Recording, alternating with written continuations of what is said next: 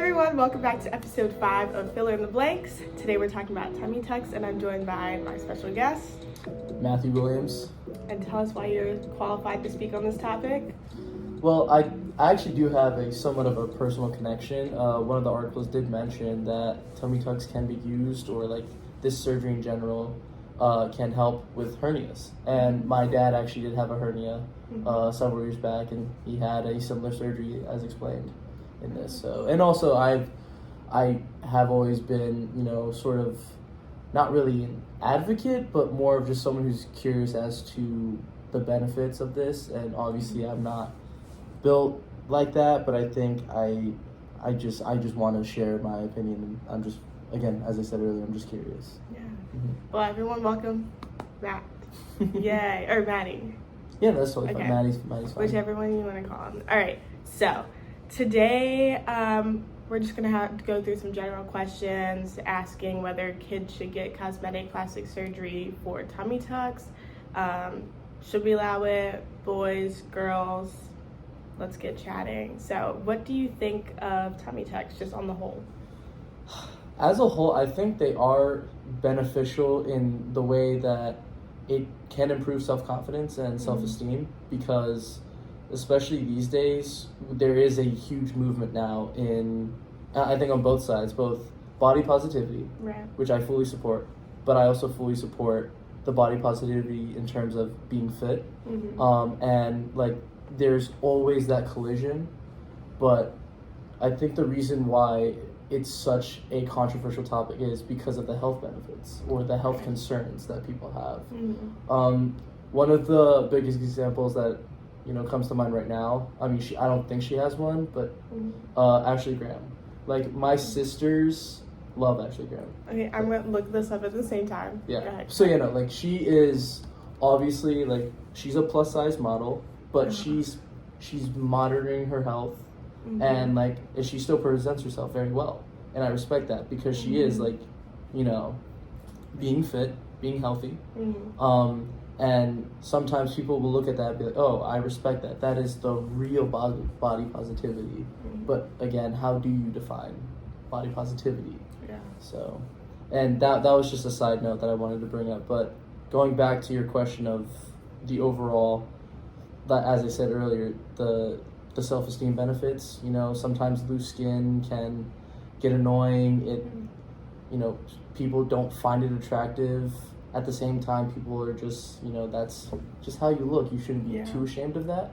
But there should be a point at which you should, again, I'm saying this completely ignorant, that to remove that loose skin, maybe there will be that boost of confidence. And, you won't have all that extra, like, literal weight, because the skin can still, add some weight to you.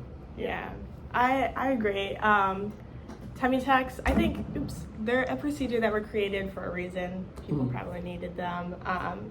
And I think that if regulated, or, we're not, like, promoting tummy tucks, I think it's, like, okay, generally. I don't know how I feel about it in kids just yet, but when it comes to, like, your average adult or someone who's lost weight, someone who is struggling to lose weight and maybe just kind of needs an extra step, it definitely, I think, could be an option that can be considered with proper, like, psychological evaluations, making sure that there's not addiction, because I know a lot of people that can get these drastic or invasive cosmetic procedures, they can also tend to fall down the addiction route as well. Oh my gosh, yes. Yeah, but I think, if someone's, like, has a lot of loose skin, it can, like, get in the way and, like, definitely affect their body image.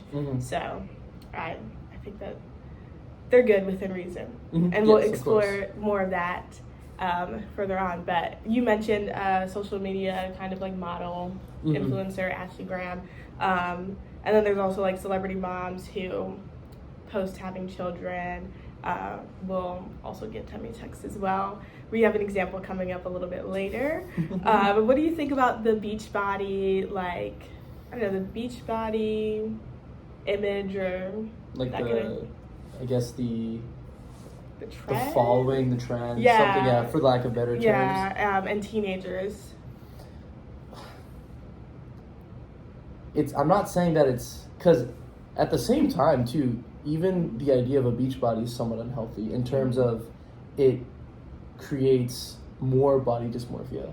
I think that was the one thing I was trying to bring up earlier. But now that we are here, everyone suffers from body dysmorphia. Even the fittest people, like, just are always thinking, oh, I'm not, my abs aren't like defined enough, or girls like, oh my gosh, my like glutes aren't like popping enough, whatever. But like, besides that, it's so bad to force the perfect body on someone, because then that not only is detrimental to their already maybe existing like terrible mindset that they have of themselves, but also that forces them to be looking at false influencers, looking up all these bad exercises that probably won't benefit them at all, and then just trying to lose weight in all the wrong ways, or trying to improve themselves in all the wrong ways.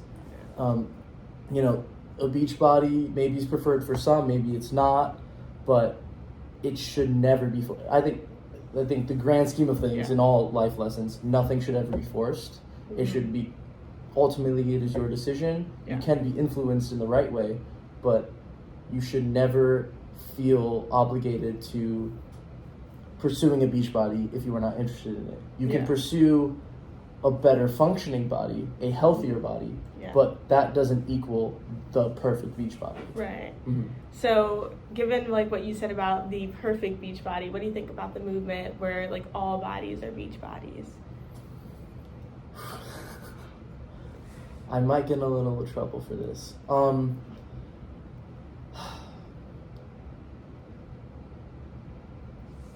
One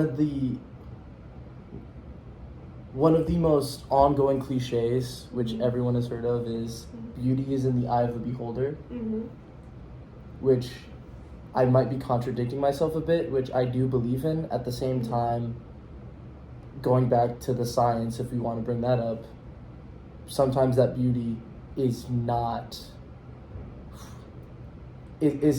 actual beauty. It's more so just people using that as an excuse or a way to cope with the already like existing problem that they can't seem to combat. So, not that there's one specific body type that is like, oh, that is the ideal, like, oh, that's so beautiful. I think any type of body can be, a beach body, because when you think about it too, if you take the example, just going to the beach in general, there are so many types of people there going to the beach, enjoying themselves, hanging out with friends, spending time with family, and the only person that is worrying about the ideal beach body are the people who are toxic in that community. It's the people who idolized it so much to the point that they are at the extreme where they can't recognize that, like all things, once again, I'm being pretty vague, it's just there is a spectrum of this. And even though, maybe slimmer is better, that doesn't mean someone who's a little more, I don't want to say heavy set, but maybe someone who's a little more, like, has a little more mass or, muscle isn't the perfect beach body either. I think, again, as I said like a couple seconds ago, it's always that one person that thinks, I have the perfect body, I have the perfect shoulders, legs, abs, chest, whatever, and my body is the only type of beach body. So everyone else, all the other hundreds of people on this beach should look like me. Got it. That was a lot. That was a lot. But thank you. So you won't get in trouble, I hope. My viewers are nice, aka Dr. Beerson. But no, I agree with that. I think all beach bodies are all bodies are beach bodies. I think that the statement is it's meant with good intent. I think that, do we want to encourage a culture of like unhealthiness? No, and I don't think that's what the aim is for that as well. I just think that, like, not accepting like where you're at, but just like accepting that you are trying to improve at the same time. And like you can show up to the beach no matter at what stage of like your health journey that you're on, and that's how I would interpret it. And like I think that's that's a healthy way of thinking about it. In terms of like teenagers and beach bodies, I think that's when, like, around the age where they start to kind of worry about their bodies more, like pool parties and, you know, swimsuit shopping, Victoria's Secret models. Like, I know that we stopped with the whole like Victoria's Secret angels kind of thing, but a lot of people still know about that, like, kind of culture of it. A lot of, like, what is it, 2000s movies where they had like the pool parties, and everyone's like, even the main characters in the shows tend to be like self-conscious about their body, and it kind of creates that culture of the perfect beach body. And I think it definitely has an effect on teens, and I think that maybe that's why we see some teens like wanting to slim down, or even some that are not like, they're not like slim, they're not like obese, but it is a little bit harder for them to lose weight compared to their peers. And I think that's probably why they might look at getting surgical procedures instead of other ways or other forms of like weight loss.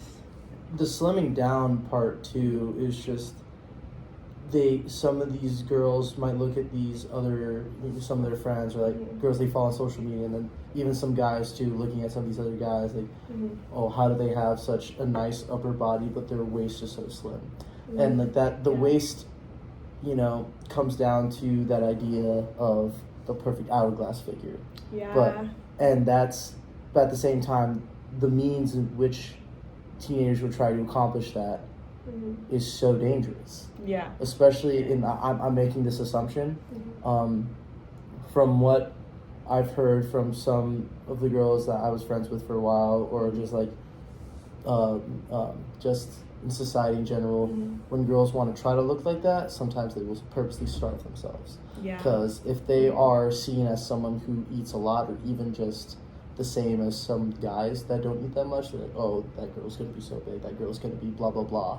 Just terrible comments, just because of how this girl eats. And even if she's eating healthy, eating a lot of healthy stuff, she's still gonna be caught or like pointed at because, oh, she's eating so many calories. Like, no, she's still managing herself very well, but because of just, we look at the quantity so much, and oh, how do we improve ourselves? By lessening that quantity. And just completely just effing on the quality of how we're doing the work to get to that point. So many societal issues when it comes to weight and like gaining weight and stomach and all that stuff. There's a ton. So I know you're an athlete. So would you say that there's any of that kind of like pressure to like be slim, at least on like the male kind of side, or like in athletics, your sport even, just any of that? I think my bias, especially because I swim compared to other sports, swimmers typically are a little slimmer, but we naturally have bigger lats and shoulders because of the way we perform our sport. So, but I don't think there's, again, going back to the idea of the ideal body, there's not really one type of ideal swimmer body. And it's not that all types of people can be swimmers, which sounds very arrogant. But in reality, that is true in a way, because you need to be some sort of build in order to effectively swim. But in terms of like the D3 area, we see so many different types of shapes in terms of body that are still competing at a high level. But once you get to D1, that's where it gets a little dangerous. Like, like one of my good friends from high school, he's about my height, maybe a little taller, is about 10 pounds heavier than me, but he is super, super muscular. And all of his other teammates who are around the same build.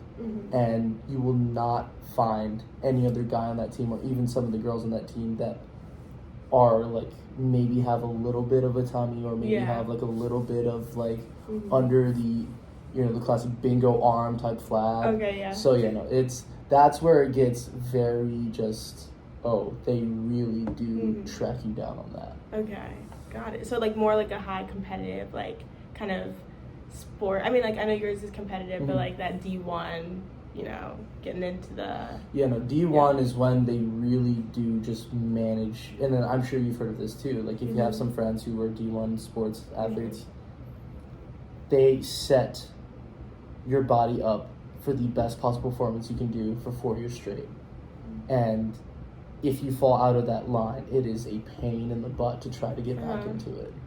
I did not know that, actually. Yeah, my friends, I feel like they do D1 sports, but it might be like a little bit more chill, like in their like region. Yeah. I mean, I did dance, like I don't do it now still, but I know that there's definitely, like, when it comes to costuming, definitely a huge emphasis on being like slim and fitting into your costumes. And like I guess like we could see some of the effects on us as like, I guess, younger kids, like when it's especially in like terms of like ballet and stuff, there's like no sway back, which means that your like bottom can't like bump out when you're like dancing, so you like really have to tuck it in. But if you're like naturally like born with a little bit more caboose, it's like hard for a lot of people, so people will like resort to trying to lose weight in like unhealthy means. But in terms of costuming that got dicey. Like a company that I was at, they were very like modest, so they didn't typically like tend to show stomachs with costumes. But like on the tighter costumes, we all still saw our stomachs, so it was like, okay. I don't think I thought too much of it because I was like in elementary school at the time, but once I got to like middle school area, I was like, ooh, my stomach kind of looks big in this costume. It's like, in retrospect, no, compared to like now and like seeing those photos from like back then when I'm like, oh my gosh, my stomach was huge, it was not. Like, I could see that it wasn't, but it's like when you're in that mindset around other dancers who are slim or who you think are like so much more skinny than you, like it definitely can. It influences you indirectly, even if they never said a word to you at all about how you looked or how they looked compared to you. Yeah. It's just you were rehearsing with them every day, maybe every other day, whatever. You were rehearsing with them often enough where you built up that idea of, oh my gosh, some of my classmates are way slimmer than I am, and I'm in this costume, the same costume they're in. But why is it they look completely fine and, I have this popping out when really it wasn't bad at all? Yeah. So. Also, like, I think it's funny because, like, when you see, like, babies or, like, young kids, some of them are, like, they don't eat that much or they, like, they don't weigh that much either, but they just have, like, these stomachs that, like, protrude out because they're just, like, bloated or something. And, like, I don't know, that's like another thing I wanted to bring up, like bloating and how it can kind of make, I don't know, it kind of plays tricks with your mind, like when you're bloated, because you're like, oh my gosh, I'm so big. Meanwhile, like whatever you ate just is like, I don't know.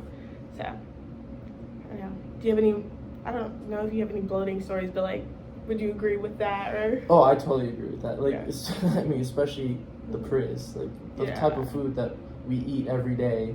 Oh, I mean, freshman year, remember when only the downstairs part was open? So we could only eat the pizza place, Burger 202, that was Burger 202 at the time. Yeah. Chick-fil-A, Chef's Table was okay for the time being. I mean, it was served inconsistent stuff. It depended on the day, I would say. It really did depend on the day. And then they had that one attempt at healthy stuff with the salad, like the salad place. Right, yeah. Oh, and which. So we had a decent amount of options, but 5 out of those 7 options were absolutely terrible in terms of health. Yeah. But now, even with the upstairs open and with the Garv opening up, who knows when, the new John Garvey Hall, whatever we're calling it, right? We can eat as much as we want in terms of like healthy food of whatever they provide, and yet when we eat that much, we get like bloated, and we feel that, oh, it's because of the food. It's because I'm, overeating and I feel terrible and I don't like the way I look right now. Well, because you ate. It's not because that's how your body always looks. Right. It's just because of the type of food you ate and how fast you ate it or how slow you ate it. So, bloating is definitely another weird area where people base their body strictly off of that. When it only lasts for maybe like an hour or two, it's not like you're always going to be bloated for your entire life. Yeah. Okay, I'm a victim of that. Not a victim. I'm definitely like, I'll admit to that. Like, when it comes to bloating, oh my gosh.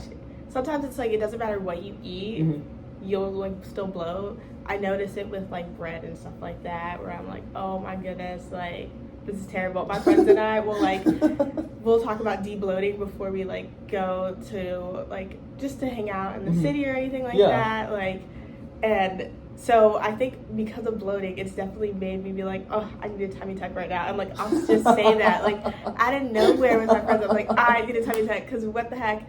And then we also talk about morning skinny at the same time as well.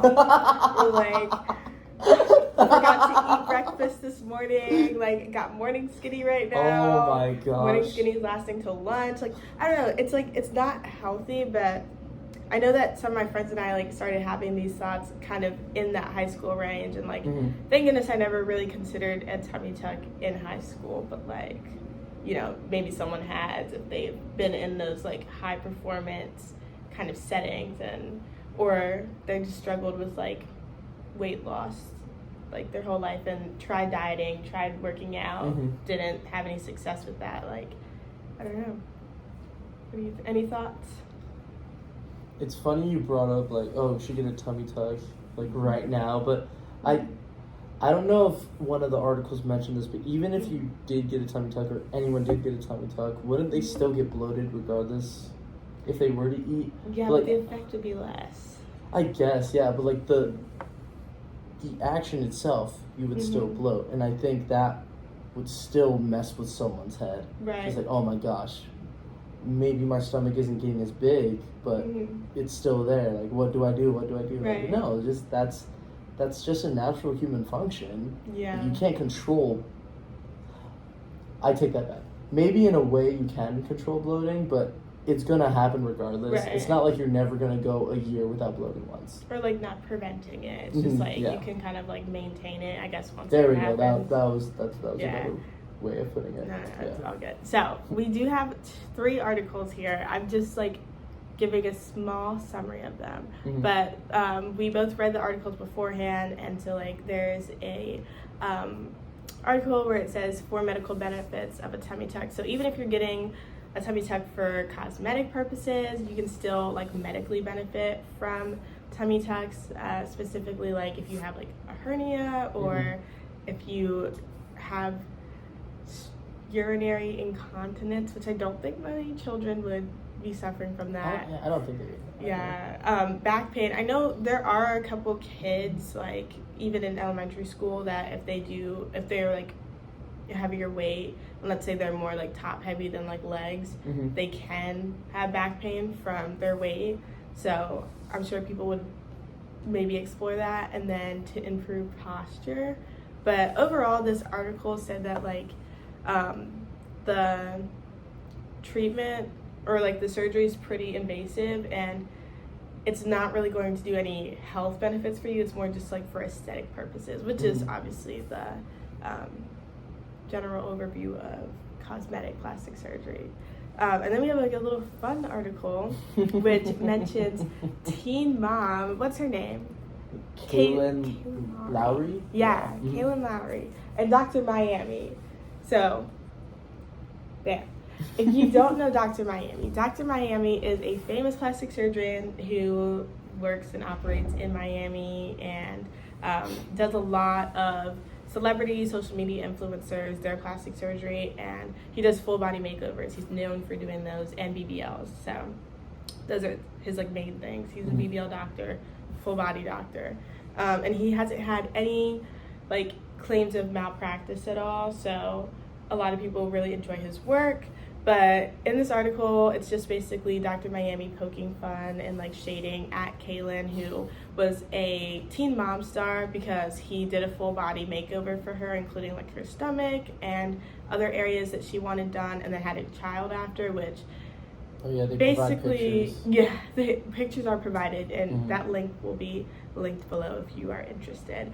But if you like get pregnant after you have like a tummy tuck, it basically can like reverse those results, or just they're not as noticeable because you gain a whole bunch of weight during pregnancy, and then you have to lose that yourself. The tummy tuck doesn't just It doesn't just Yeah. magically like snap it away. Yeah, because you had the procedure once. So he was just basically throwing shade to her in that way.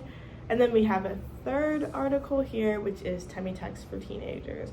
So do you want to talk about that one a little bit? Anything A little you bit, liked? yeah, actually, yeah. I found it interesting that it did say that tummy tucks are somewhat recommended for teenagers, but one of the biggest things is it says in a bunch of the subheadings, waiting is recommended, and that you just have to be patient because you don't want to rush into a tummy tuck, as it said here, because not only can it be what were some of the things they said here? Not that it's necessarily very dangerous. It's just it's you need to be able to go through the process properly in order for the procedure to happen in the first place. Because I think, especially if you are, 15 to 19 years old, you want fast results right away. Like we were at that age at one point. When we were teenagers, we want to get things done fast, even if it means just, doing whatever. Yeah. And so I think we're not as mature yet at that time. We need to fully just recognize all the risks involved. So the reason why waiting is recommended is that we can talk about this with our parents or guardians. We can just do our own little research if we want to make sure that we fully want to commit to this. Not blindly, but fully knowing that, okay, if I'm going to commit to this, I have to go full steam ahead, no turning back. Yeah. Like, if I want to get this done at 17, 18 years old, I better not regret it. Yeah. So. Oh my. I just think, I know it says like teens can get it. I just think it's such a harsh procedure to like go through. Like, I mean, I was just thinking like, just right now while we were discussing it, I was like, oh my gosh, if I got a tummy tuck, like, and then like I look slimmer or whatever, I still think that it wouldn't be enough. Like I still feel like that there'd be something else. Yeah, maybe I would want abs next, or like, I don't know, your stomach to look a certain way, because you're like removing some of your stomach fat and like some of the excess skin, but your stomach's still gonna look like how your stomach looks. It's not gonna look like your ideal stomach, unless that's just how your body's built, your genetics or whatnot. So I think it would still not be enough, but if a teenager has been wanting this procedure and has a certain expectation, it could lead to a lot of psychological like distress from like disappointment or like waiting, or also just getting the procedure in general, because like I said, very invasive. You have like we have this TikToker that we like looked up right before, named Spencer, who got the procedure, and he's over 18, but he's like wearing this full, I don't know, garment that's like a garment or vest hugs him in, and then he's got blood bags just hanging out of it, and he had to wear that for like months or something. So I don't know, like I feel like me as a teenager would not be ready for that. Like I had 2 surgeries just on my knee, medical needs, but I just like that recovery process was a lot. So something that's a lot more invasive and for vanity or cosmetic reasons, I don't know, I just don't think a kid would be ready for that. At least I wouldn't be ready for that. Yeah. But some people are just so crazed and just so, they're so convinced that if they get a tummy tuck, they will be the most attractive, looking specimen on planet Earth. Like, again, this ties back into when we were talking about social media. You will see all these influencers, even maybe your own friends or people posting on Instagram of them at the beach or at some, pool in a nice pose, and like they're showing off their body. But sometimes if you look at those posts, you'll see like some of these girls who are like promoting being skinny, but like the ribs are poking out, like they're literally like breathing in, they're sucking in themselves. You're putting on a false image that is going to cause harm to someone who wants to look that way. Yeah. So, but again, if someone sees that, it doesn't take much effort to be convinced that, all right, okay, my friend blah blah blah looks like that. Now I want a tummy tuck. Let me look like that too, without putting in the work, without taking the necessary steps, the healthy steps, the proper steps in order to get the surgery. No, I want to get this now. So then next week when I go to her house, we can look the same. Like it's so scary how easily people can be convinced just by a single Instagram post or Snapchat story, whatever it may be. Mm-hmm. Do you think that that as you like get older or mature, do you think that tends to change, or do we have a little bit more rationalization in our mind? Do you think that we'll always be like this? Like, I think I'm gonna make another assumption. I will say that it will probably always be like this for the generations that come after us, because social media will always exist. So that's one thing. But even for us, when we're in our 20s and our 30s, going on and on and on, there's still going to be so many people who want to get cosmetic surgery in general to look younger, to stay fit, to stay in their younger days. Yeah. And even with our maturity at a new high, we have better rationale, fingers crossed. There's always going to be that one person, literally one person that's like, oh my gosh, my friend Jerry from high school looks great. Yeah. Now I want to look like Jerry. Let me get a tummy tuck now, because he looks like a great dad at 39 years old. Here I am, 3 years younger than him, 36, and yet I, weigh 200 pounds. Like it's not gonna change. Yeah. Maybe most of the people you're friends with or will grow out of it. Just like as long as I'm healthy right now, I'm fine, and that's how it should be. As long as you're healthy, maintaining yourself well, why should you care how you look? Right. But again, someone's gonna think, okay, I don't care what they think. Let me compare myself to someone who maybe has more resources than I do, and just run off and look like them. Yeah. So do you think that, do you think a child should be able to make this decision for themselves, whether they get a tummy tuck or not? That is... Because right now, cosmetic plastic surgery, there's no, restrictions, at least in the U.S. Really? Except that you need a parent's consent.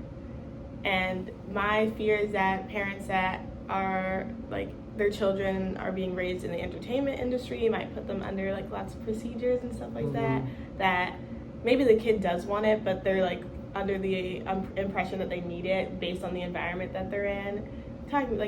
Also similar to, sports and dancing, and so, I don't know.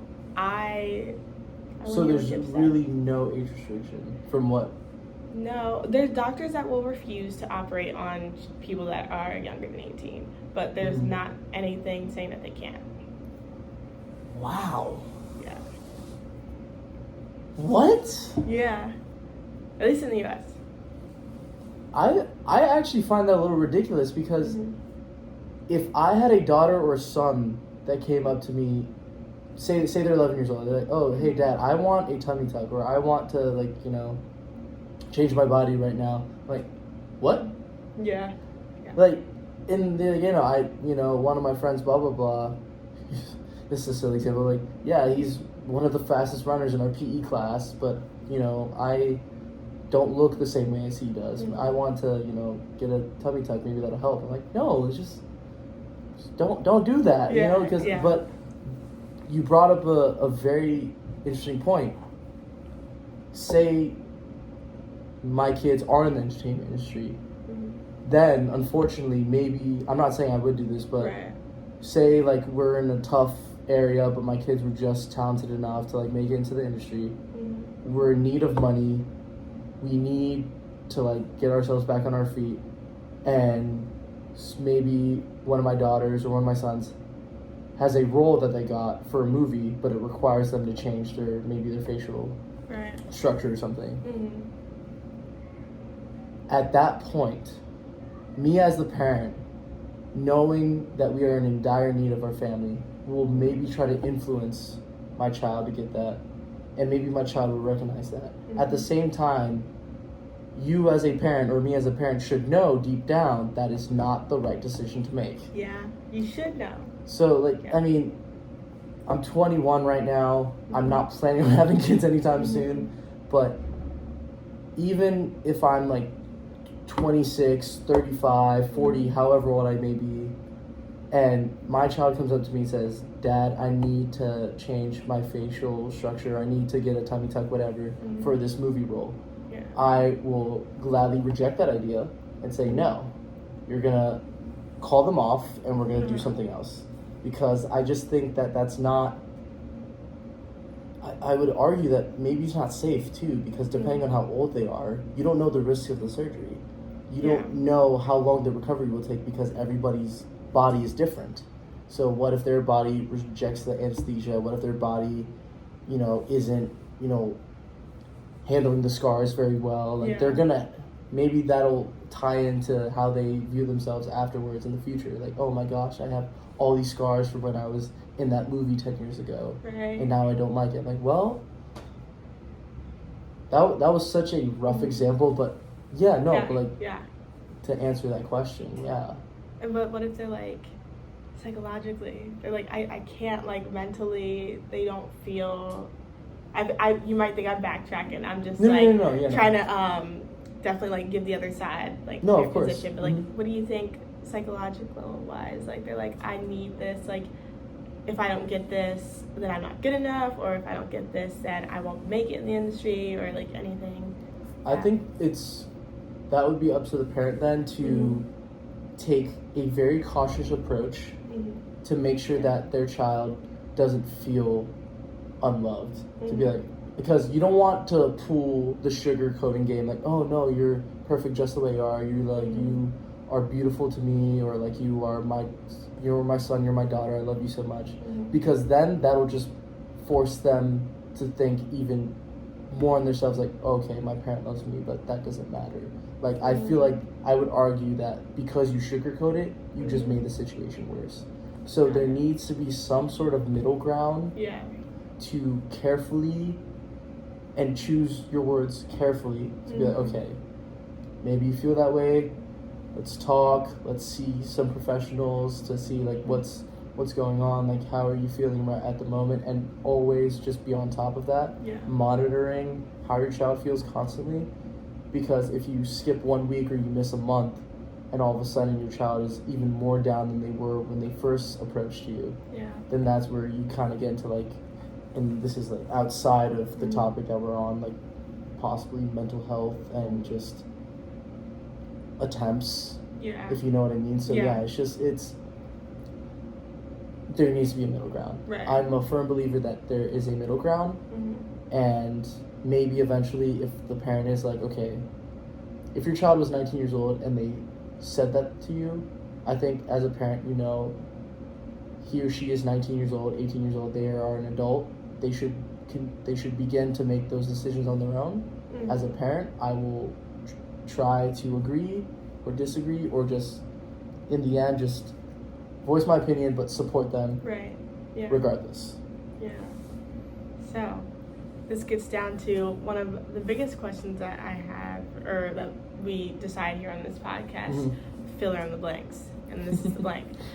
Do you think, given that there's like the only rule that right now is that parents can consent, they can say yes or no if their child gets the procedure, do you think that we should take that right away from the parents? Should it be doctors who are the ones that are like, yeah, I think your child's a good candidate, they can get surgery, or no, they're not? Like, and I know that this seems like weird because obviously the doctor would do that anyways, but there are some instances where parents, they just put a check and the doctor deposits and operation begins. So do you think like ultimately we should take this right away from the parents legally? Should it be doctors or parents that are consenting to cosmetic plastic surgery, specifically tummy tucks, for children?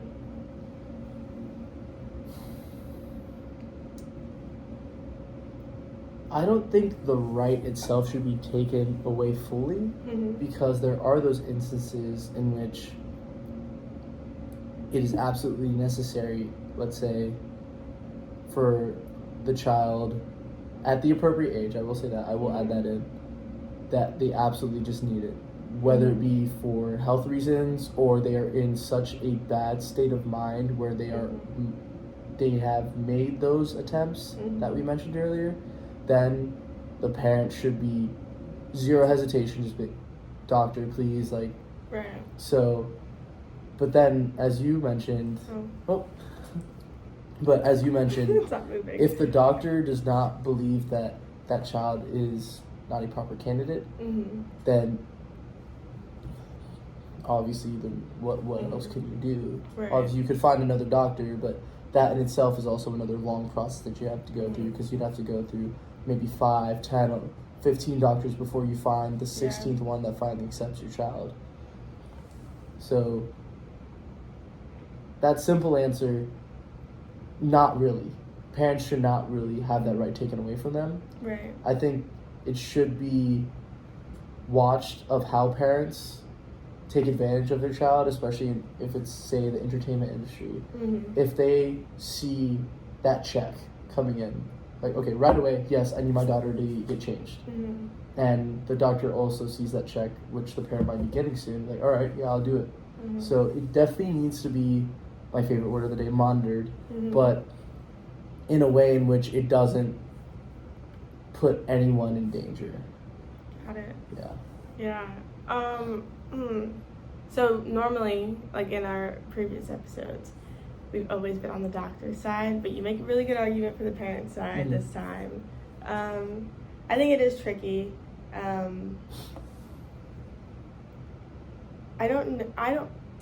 I still do want to advocate for the doctors at the same time, because I'm like, if we just have the cutoff, like, or like not the cutoff, but like, okay, 18 years old, like you can deliberate this and think about this for years, and you can kind of come to consulting treatments, but nothing can be operated or done fully until you are of that age.